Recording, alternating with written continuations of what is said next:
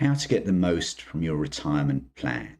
In this video, we're going to look at how to make sure you don't pay too much tax, how to make sure you don't run out of money, how to make sure you don't have too much money and lots of regrets in your life. So we're partly going to look at the financial aspects of what's going on, but also some of the more thoughtful mental aspects of what's going on as well.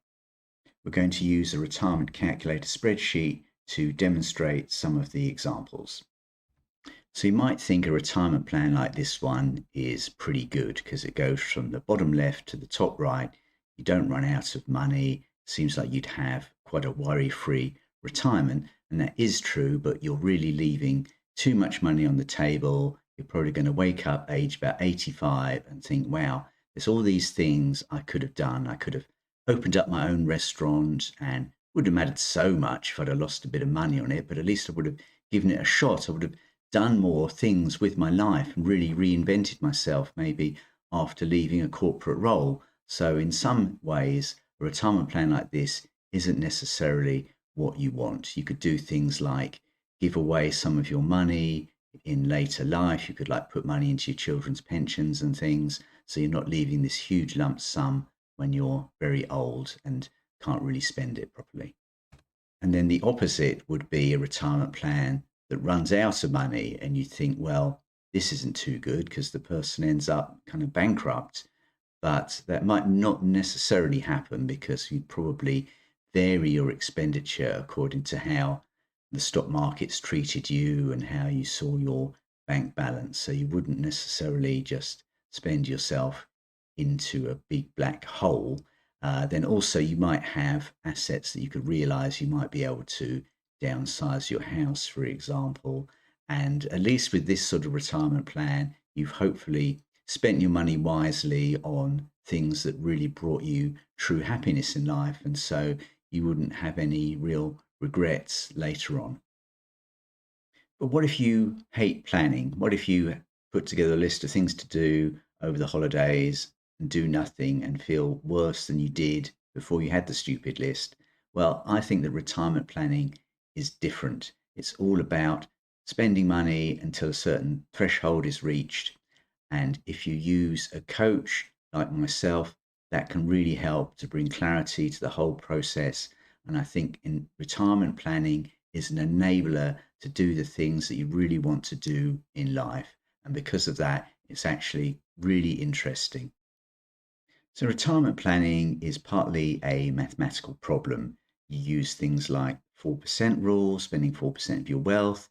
You might have 80% risk on in equities, 20% risk off in cash or bonds. So it's kind of like this quadratic equation going on, but it's also a mindset problem. And you've got to get around the fact that markets are self-correcting and that the NASDAQ is just like the Chumbawamba song. It gets knocked down, but it gets back up again. Also, you will adapt to your circumstances and make the most of them. You can still earn money in retirement, either working for someone else or doing your own venture. And decumulation, spending money when you have no money coming in, is a really scary step into the unknown. That's definitely something that you need to get your mindset around to take full advantage of the opportunities available to you. So you could do a Stephen Covey and begin with the end in mind. And you can look at your final phase of retirement when you're about, say, like 90. And this should be a steady state where you're just spending what you're earning. And this would be what you desire to spend, let's say 3,000 a month, less any state pension that you get. You then need to invest and get a 4% yield effectively to plug that gap. And once you know what pot of money you need to plug that gap, that's then your end point. And then between now and the end point, it's just a question of putting in all kinds of things that you want to do, costing them out, and then ideally your spending and retirement plan will accommodate that.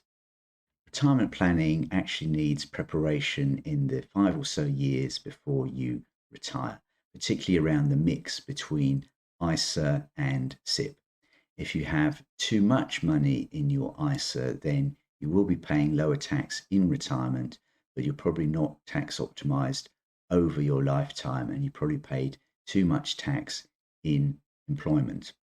If you have too little money in your ISA and you aim to retire before your private pensions kick in, then this ISA bridge that you're building between retirement and pensions kicking in could actually fail, and you could find yourself short of money in the year or so just before your pensions kick in.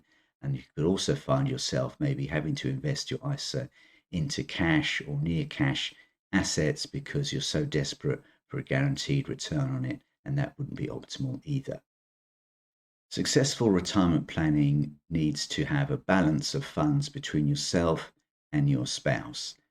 So if your spouse doesn't have very many savings, and you could find that they're not using their full personal allowance in their 60s, in the years before the state pension kicks in. And so as a couple, you're actually paying too much tax because in the earlier years, you didn't balance enough assets between the two of you. So it could be worth paying some money into your spouse's pension in order to help with the tax bills in the early stages of retirement. Retirement calculator should facilitate goals for you. It should mean that you're not afraid to spend money on things that could really change your life. So you think of just some amazing things like living in Australia for 6 months or doing a master's degree. You cost them out, you put them in your plan, you see if your plan can take up the slack. And if it can, then great. You've got the financial ability to do some really amazing things in your future life. For myself, as a qualified accountant, I need a retirement calculator that is transparent. I can see the calculations.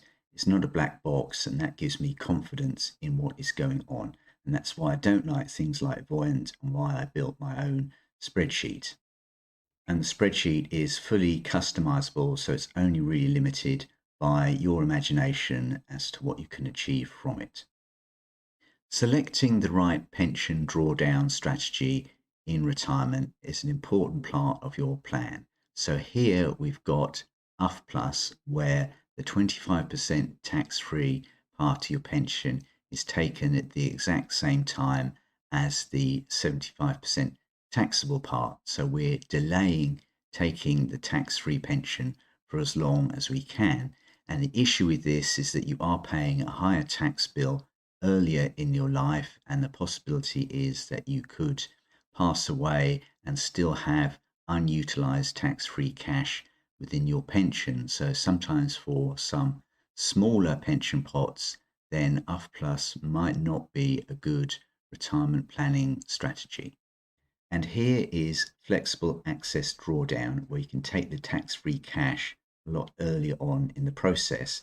So that means paying less tax up front, but a lot more tax in later life, and possibly the 40% tax band if you're not careful. But it also means that you've definitely utilized your tax-free cash. With my retirement calculator spreadsheet, I always make sure that I show exactly how the tax-free cash is being accessed so that people can maximize the value of that tax-free cash to them. A retirement calculator needs to model the tax rate that you pay in retirement, which is the red line, and the amount of income tax that you pay in retirement, which are the blue bars. And the idea is to avoid any spikes in the tax rate up to 40%. And these can occur, for example, if you've run out of ISA and it's just before your state pension kicks in and you still want to spend a fair amount of money. You might find when you're 65, 66 that you actually end up paying quite a high marginal rate of tax in order to maintain your standard of living. But ideally, with correct financial planning, you can get around that and stagger more how you access your tax-free cash in retirement to avoid these spikes in the marginal tax rate. A crucial part of retirement planning is having phases of retirement. So you'll have an initial phase where you've got your bucket list, you're probably spending a lot of money, but then also quite a lot of that could be tax-free from an ISA or the tax-free part of your personal pension. So your withdrawal rate can be a lot higher than the 4% safe withdrawal rate. Then you might move to a second phase of retirement, and now you might find things like the state pension is kicking in for you and your spouse. And again, it might be possible to withdraw more than 4% and not potentially run out of money. And then in the final phase of retirement, probably all your tax-free sources of cash have gone, and you'll have ideally a lower level of base expenditure that you need. And now you might spend 4% of your wealth or maybe less. But the point is that because you're now spending less money, you had more to do with the things you wanted earlier in life. And by having a sophisticated retirement planning tool, you can actually quantify all this and work it out in an optimal way for you. If this has inspired you to undertake some retirement planning, then go to my website. The link is at the bottom. I'll also put it in the description. And if you need a little bit more inspiration, then I recommend you check out this next video.